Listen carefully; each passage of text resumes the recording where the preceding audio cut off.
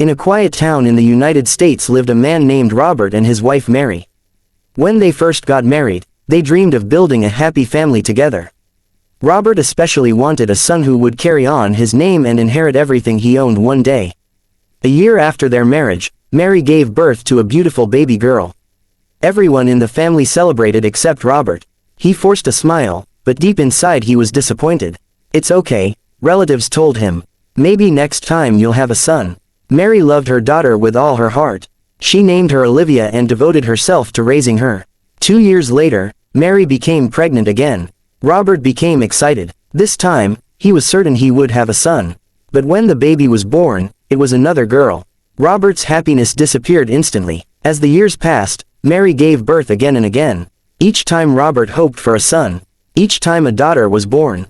Soon they had 7 daughters: Olivia, Emma, Sophia, Grace, Lily, Ava, and Chloe.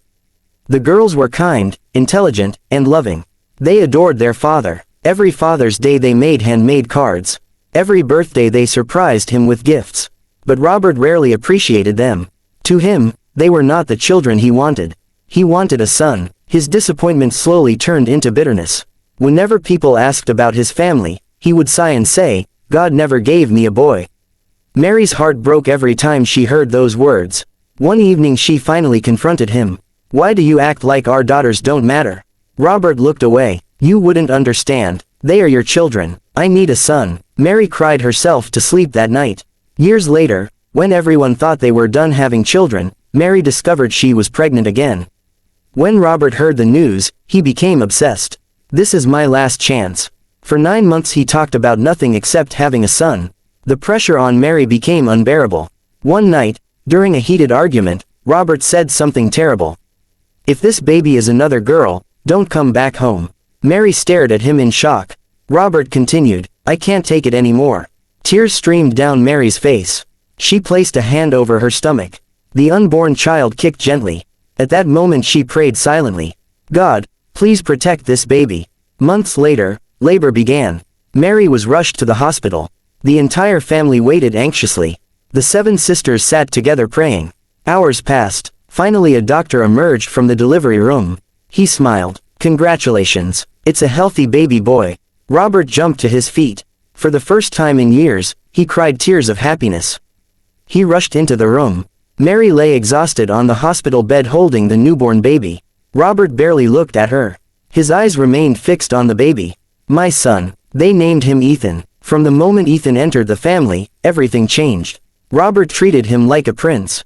He bought him expensive toys, bicycles, video games, and anything he wanted. Meanwhile, the daughters continued receiving very little attention. If Olivia got good grades, Robert barely noticed. If Emma won an award, he hardly cared. But if Ethan scored a single goal during a soccer game, Robert celebrated for days. The girls noticed the difference. They felt hurt but remained respectful. Mary constantly reminded them, "Don't hate your brother. None of this is his fault." The years passed. The daughters grew into remarkable young women. Olivia became a teacher. Emma became a nurse. Sophia became an engineer. Grace became a lawyer. Lily became a business owner. Ava became a doctor. Chloe became a social worker. Each daughter worked hard and built a successful life. But Robert rarely expressed pride in them. His entire world revolved around Ethan. When Ethan graduated high school, Robert bought him a luxury car. When Ethan entered college, Robert paid every expense without question. The daughters watched silently. They had learned long ago not to expect fairness. At first Ethan seemed like a good young man. But slowly bad habits appeared. He started spending money recklessly. He skipped classes. He surrounded himself with irresponsible friends. Mary worried constantly. "Robert, you're giving him too much." Robert laughed. "He's my son. He needs discipline. He'll be fine." But he wasn't. By the time Ethan reached his 20s, he had developed a dangerous gambling addiction. At first he gambled small amounts. Then larger amounts. Then everything he could get his hands on.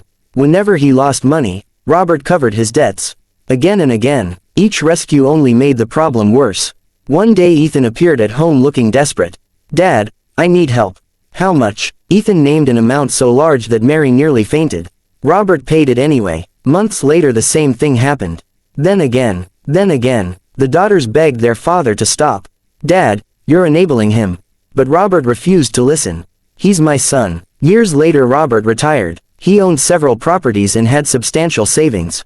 Everything he had worked for his entire life. One afternoon Ethan arrived with documents. "Dad, I have a great investment opportunity." Robert trusted him completely. Without reading carefully, he signed papers. That decision changed everything. Over the next few years Ethan gradually gained control over nearly all of Robert's assets. Then he sold them. The houses, the land, the investments, everything. And most of the money disappeared into gambling. By the time Robert realized the truth, it was too late. His fortune was gone. His savings were gone. His retirement was gone. Everything had vanished. One evening Robert sat alone in a small apartment. The man who once owned multiple properties now struggled to pay rent. Mary sat beside him. Neither spoke. Finally Robert whispered, "Where is Ethan?" Mary lowered her eyes. No one had seen him in months. The son Robert had loved more than anything had disappeared. The daughters he ignored, however, had not. And soon Robert would learn who truly loved him. Robert sat quietly in the small apartment, staring at the old photographs spread across the table. For the first time in his life, he truly looked at them. There were pictures of Olivia's graduation, Emma receiving a nursing award, Sophia standing proudly beside a bridge she had helped design, Grace celebrating her first court victory, Lily opening her business, Ava graduating from medical school, and Chloe helping children at a community center. All these moments had happened. All these achievements had existed. Yet he had barely paid attention. His eyes filled with tears. Mary sat across from him and watched silently. Years ago she had tried to warn him. She had begged him to value all of his children equally. But he had refused to listen. Now the consequences of those choices surrounded him. A few weeks later, Robert suffered a stroke. Fortunately, he survived, but the illness left him weak. Walking became difficult. Simple tasks required assistance. The doctors explained that recovery would take time. When Robert returned home from the hospital, he expected Ethan to appear. After all, Ethan was the son he had sacrificed everything for. The son he had favored above everyone else. The son he had trusted with his entire fortune. Days passed, then weeks, then months. Ethan never came. Not a phone call, not a visit, nothing. Each day Robert sat by the window hoping to see his son's car pull into the driveway. Each evening he went to bed disappointed. But someone always showed up. His daughters. Every single one of them. Monday belonged to Olivia. She would bring groceries, prepare meals, clean the apartment, and make sure her father had everything he needed. Tuesday Emma arrived after her nursing shift. She checked his medications, monitored his health, and helped with physical therapy exercises. Wednesday Sophia visited. She handled bills and paperwork. Thursday Grace came. She made sure legal matters and financial issues were organized. Friday Lily brought supplies and anything else the family needed. Saturday Ava examined her father and monitored his recovery. Sunday Chloe spent hours simply sitting beside him, talking and keeping him company. Week after week, month after month, the daughters Robert had neglected became the people holding his life together. One afternoon Robert watched Olivia washing dishes. His eyes followed her movements.